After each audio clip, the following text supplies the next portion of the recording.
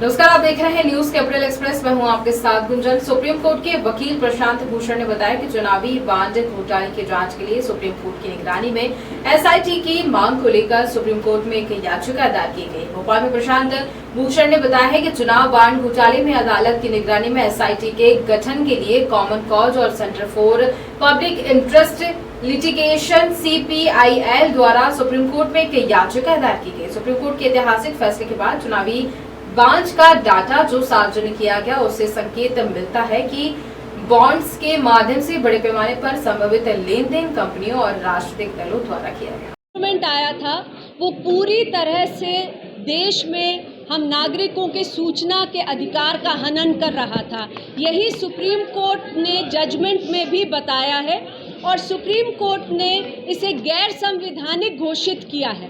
अब जो डेटा निकल कर आया है इलेक्टोरल बॉन्ड्स के ज़रिए से, उसमें पूरा नज़र आ रहा है कि किस तरह से एक बड़े स्केल पर घोटाला हुआ है। कंपनियों ने पैसे दिए इलेक्टोरल बॉन्ड से पॉलिटिकल पार्टीज़ को, जो रूलिंग पार्टीज़ हैं, और उनसे कॉन्ट्रैक्ट उन्हें मिले हैं बहुत क्लोज प्रॉक्सिमिटी में। और तमाम जो ED, CBI, IT जैसी इन्वेस्टिगेटिंग एजेंसीज़ हैं, उनका रोल भी इसमें नज़र आ रहा है कि बहुत ज़्यादा इसमें एम्ब्रॉयड है वो, क्योंकि उनकी जब रेड्स चल रही थी उसी समय पर उन्होंने पैसे दिए हैं सेंटर में जो रूलिंग पार्टी है भारतीय जनता पार्टी को। और मनी लॉन्ड्रिंग के बहुत सारे केसेस सामने आ रहे हैं इस इलेक्टोरल बॉन्ड्स के डेटा से। अभी हम ये भी कहना चाहते हैं कि हम बहुत इस चीज़ से दुखी हैं कि सूचना के अधिकार कानून का लगातार हमारे देश में उल्लंघन हो रहा है, उससे कमज़ोर बनाया जा रहा है। एक ऐसा अधिकार जो कि हम सब लोगों के लिए मौलिक अधिकार है। मध्य प्रदेश में भी आज की तारीख में एक भी सूचना आयुक्त की नियुक्ति नहीं की गई है। सूचना आयोग जो मध्य प्रदेश का है वो खाली पड़ा है। उसी तरह से जो सेंटर में सूचना आयोग है, सेंट्रल इंफॉर्मेशन कमीशन, वहाँ पर भी ये रिकॉर्ड है कि 2014 से एक भी नियुक्ति नहीं की जा रही है आयोग में, जब तक कि सुप्रीम कोर्ट आदेश नहीं दे रहे। तो आज हम लोगों ने एक याचिका दी है जो गवर्नर हैं उनको, कि यहाँ पर तुरंत जो इंफॉर्मेशन कमिश्नर हैं उनकी नियुक्ति की जाए। और SIT का गठन की मांग हुई है इलेक्टोरल बॉन्ड्स के केस में, और सुप्रीम कोर्ट में इंफॉर्मेशन कमीशंस के ऊपर भी एक केस चल रहा है जिसमें सुप्रीम कोर्ट सूचना के अधिकार के लिए कह रहे हैं कि नियुक्तियां होनी चाहिए कमीशंस में।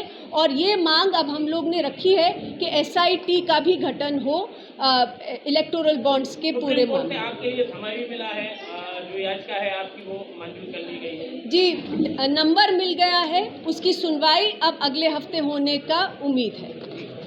Thank you.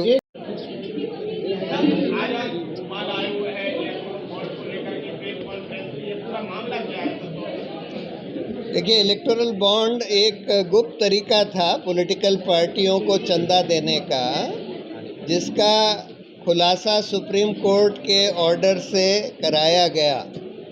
और जो खुलासा हुआ है उसमें जो सामने आया है इन्फॉर्मेशन, वो ये दिखाता है कि अधिकतर इलेक्टोरल बॉन्ड जो 16,500 करोड़ के इलेक्टोरल बॉन्ड खरीद कर दिए गए, उसका अधिकतर पैसा घूस के तौर पर कंपनियों ने उन पार्टियों को दिया जो वो सरकारें चला रही थी, जिनके ज़रिए उन कंपनियों को कॉन्ट्रैक्ट दिए गए, या उनके हक में पॉलिसी बदली गई, या फिर ED, IT, CBI का एक्शन उनके ऊपर चल रहा था, उससे हाथ खींच लिया गया।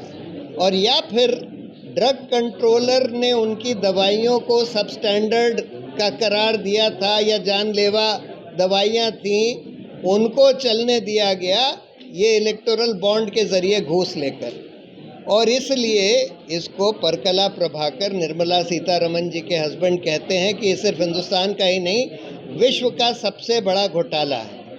तो अब हम लोग ये कह रहे हैं कि इतना बड़ा घोटाला सामने आया है सुप्रीम कोर्ट के ऑर्डर के आदेश के आधार पर, और इसमें जवाबदेही तय होनी चाहिए।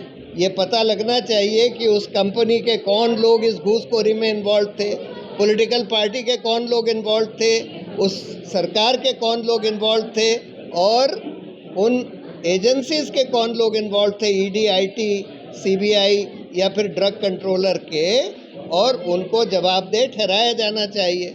तो इसलिए इसकी एक एसआईटी के द्वारा जांच होनी चाहिए जो कि बिल्कुल स्वतंत्र हो, जो सुप्रीम कोर्ट गठन करे और एक रिटायर्ड सुप्रीम कोर्ट के जज के सुपरविजन में इसकी जांच होनी चाहिए। उसके लिए हम लोगों ने सुप्रीम कोर्ट में एक पिटीशन फाइल करी है और इसकी सुनवाई हमको उम्मीद है कि जल्दी होएगी।